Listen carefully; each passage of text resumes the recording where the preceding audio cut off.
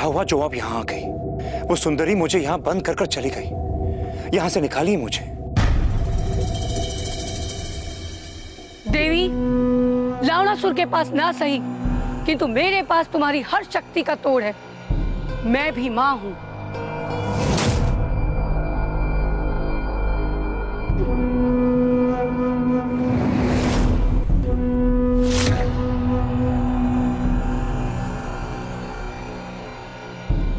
मूर्ख, भूल गए कि यही सौंदर्य त्रिलोक जयी रावण के विनाश का कारण बना था।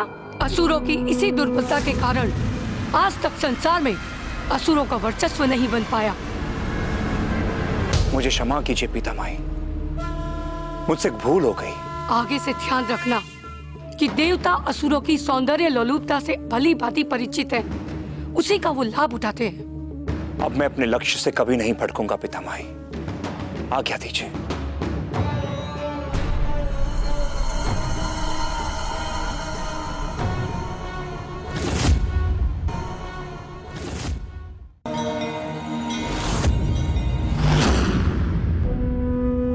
आओ सीता, असुर कुल को पुनर्जीवित करने के लिए अपनी आहुति दो।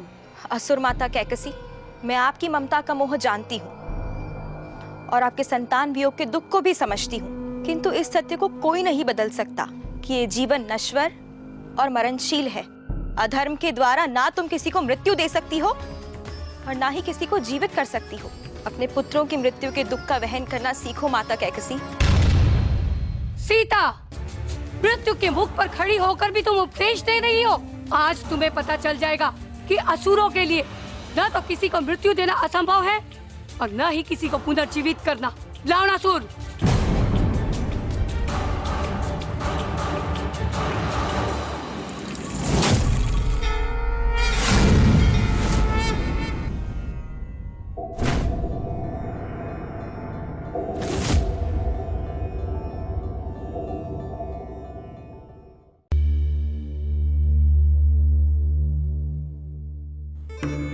रावणासुर, अब समय आ गया है। जैसे ही इस वेदी में से सभी पंच तत्व निकलकर इन शरीरों में समाएंगे, तभी तुम्हें सीता के रक्त का तर्पण इस वेदी में करना होगा। जो आ गया पितामही।